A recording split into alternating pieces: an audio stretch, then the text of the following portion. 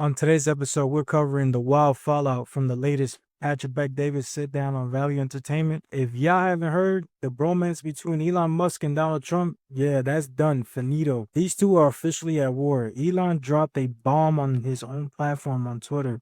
I guess we call it X now. But on X, he said that Trump is on the Epstein files, and Trump, he clapped back hard like a man who just got snitched on.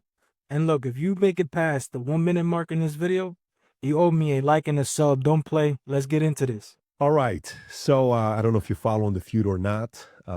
Obviously, a massive bomb was dropped just an hour and a half ago or 2 hours ago on Twitter that led to a bunch of different things. Elon Musk, Rob, if you can pull up the tweet, tweeted at 3:10 Eastern Standard Time, time to drop the really big bomb. Donald Trump is in the Epstein files. That is the real reason they have not been made public. Have a nice day, DJT.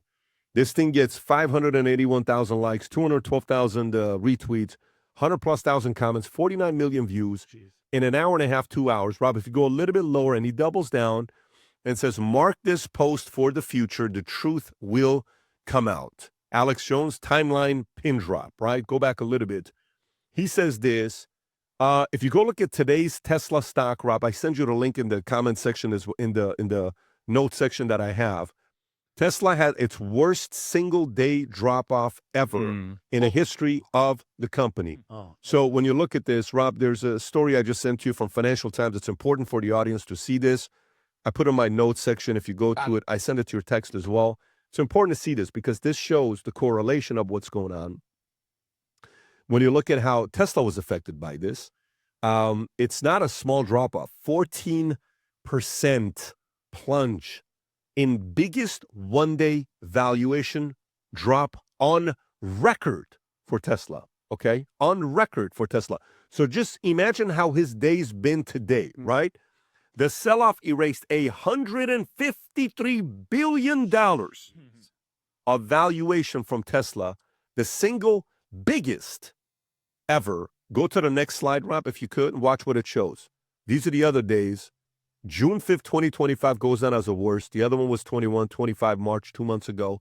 And then you see the rest. So it's not been a good day for Musk. Now, earlier, when the whole big, beautiful bill, Musk dropped a tweet a couple days ago saying, look, I'm just going to say it.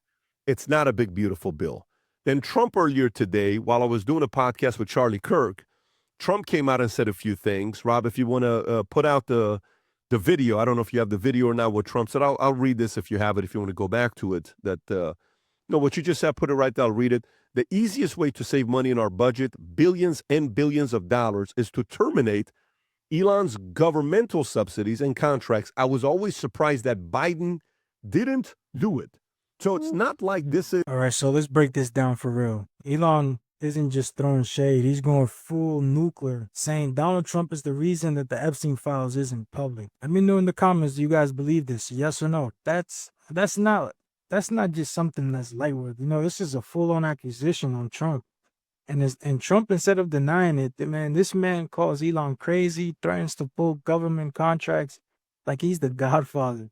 And, you know, we got Patrick Bet-David sitting there looking like, yo, is this even safe to air? This is wild. Like, these two used to praise each other. And now it's open season and the internet is split.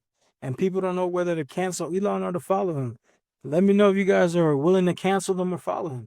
Put your thoughts in the comments. Subsidies and contracts. I was always surprised that Biden didn't do it. So it's not like this is a one-sided thing. They're going back and forth. Rob, there was a video that the president is saying, you know, he's probably next thing he's going to say some bad things about me. I don't know if you guys saw that video or not. You saw it when Charlie Kirk played it today while we were talking. And while all this stuff is going on, by the way, apparently, allegedly is a better phrase to use. Is this it, Rob? He hasn't said bad things about me personally. That's the one. Okay, yep. That's the one. Watch this. Done a great job. Elon knew that. Elon endorsed me very strongly. He actually went up to campaign for me. I think I would have won. Susie would say I would have won Pennsylvania easily anyway, even if the governor ran, the real governor, not the governor from Minnesota, he's a sick puppy, that guy. That poor guy, I feel sorry for. But they made a bad choice with him. But if you pick Shapiro or anybody else, I spoke to him recently about his his house being set on fire, which was terrible. But if they picked him, I would have won Pennsylvania. I won it by a lot. But I'm very disappointed because Elon knew the inner workings of this bill better than almost anybody sitting here, better than you people. He knew everything about it. He had no problem with it. All of a sudden, he had a problem. And he only developed the problem when he found out that we're going to have to cut the EV mandate because that's billions and billions of dollars. And it really is unfair. We want to have cars of all types. Electric, we want to have electric, but we want to have a gasoline combustion. We want to have different. We want to have hybrids. We want to have we want to be able to sell everything. And when that was cut, and Congress wanted to cut it, it became a little bit different. And I can understand that. But he knew every aspect of this bill. He knew it better than almost anybody. And he never had a problem until right after he left. And if you saw the statements he made about me, which I'm sure you can get very easily, it's very fresh on tape. He said the most beautiful things about me. It hasn't said bad about me personally, but I'm sure that'll be next. That's right. But I'm very disappointed in Elon. I've helped Elon a lot. Right. So, Rob, I can't hear myself. If you guys want to turn the mic on, I cannot hear myself now. Let me check this here. Okay, much better now. So you see that being said, and all of a sudden, allegedly, while we're going through this, of course, the Democrats are going to capitalize off this. They just tweeted this an hour ago, kill the bill and release the Epstein files. Elon Musk just unfollowed Stephen Miller, unfollowed Charlie Kirk, and unfollowed Trump, all on X. That just happened. And while this is going on, more continuation of what he said. A guy named Ian Miles Chung, Rob, I don't know if you saw this one or not. A guy named Ian Miles Chung goes out there and tweets something. If you can go to his handle, this is very interesting what he tweets. He tweets out there, if you go to his account, he goes out there and tweets the following. Now, you either trust this guy, you don't trust this guy. Go a little bit lower, Rob. Go a little bit lower, go a little bit lower, a little bit lower. Lower. There's a tweet he puts out where he says they should impeach Trump. And right there, that's the one. Go a little bit lower. President versus Elon. Who wins? My money is on Elon. Trump should be impeached and J.D. Vance should replace him. Weird. And guess who retweeted that? Elon Musk did. Elon Musk retweeted that. So if you can go on Elon Musk's tweet, Rob, go on Elon Musk's tweet. Musk retweets that. What is he saying? So Musk is officially called for the impeachment of President Trump. Right there, yes. So this just got bad from a big, beautiful bill to all this stuff. And now, if you use your imagination, God knows what happened with that black guy. Mm-hmm. That black guy, was it a fight that took place? Somebody swung and it really offended Elon. Is like, look what I'm going to do to you guys. Is that a Lutnick? Is that, I don't know who else did it. Who else will be in that room? I don't know who it is. Maybe, but think about it. That doesn't accidentally happen. And you want to do something like this too. Maybe it was a meeting while they're calling each other out and somebody just, because Elon started calling out Trump and it got nasty. And then somebody swung and then somebody was a peacemaker bringing it in. I'm not speculating. Remember, the key word is allegedly. We don't know any of this stuff. But the timing of all of this is a little weird.